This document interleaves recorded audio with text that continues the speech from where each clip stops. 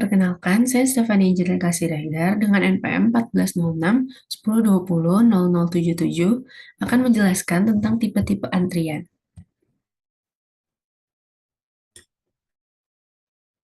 Sebelumnya, mengapa ada antrian?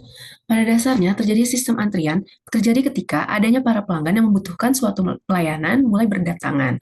Jadi dapat dikatakan bahwa sistem antrian tidak bisa dilepaskan dari pelanggan dan fasilitas pemberi layanan. Nah, oleh sebab itu, keberhasilan suatu sistem antrian ini sangat bergantung dengan fasilitas dari suatu perusahaan dan pemberi layanan.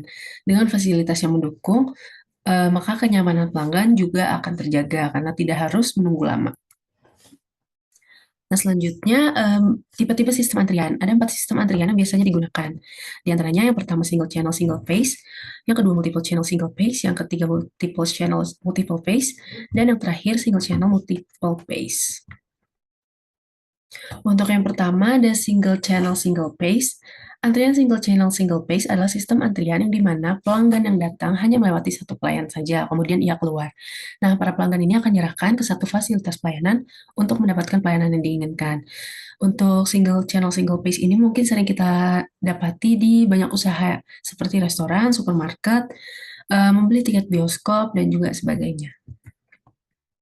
Selanjutnya adalah multiple channel single phase. Nah, untuk sistem antrian berikutnya adalah multiple channel single phase. Untuk sistem antrian ini memiliki beberapa fasilitas pelayanan yang pada dasarnya setiap fasilitas pelayanan yang diberikan itu sama.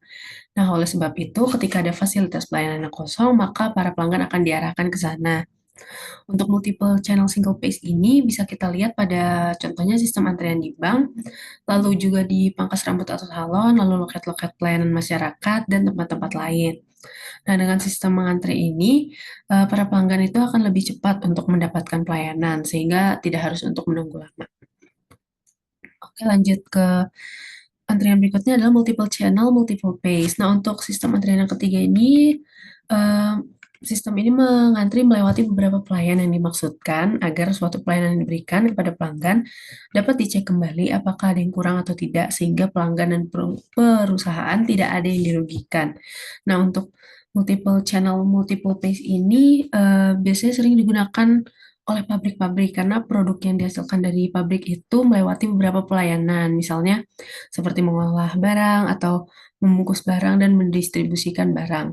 Nah, maka dari itu produk-produk yang berasal dari suatu pabrik itu akan menjadi berkualitas karena dia melewati beberapa kali pengecekan atau quality control. Nah, untuk yang selanjutnya dan yang terakhir adalah single channel multiple phase. Nah, secara sekilas sistem ini tuh hampir sama ya dengan, multiple channel, multiple phase karena harus melewati beberapa pelayan. Nah, untuk yang sistem antrian ini, sistem antriannya itu di mana pelanggan yang udah masuk ke dalam suatu pelayanan, maka ia tuh harus mengikuti sistem pelayanan yang sudah ada.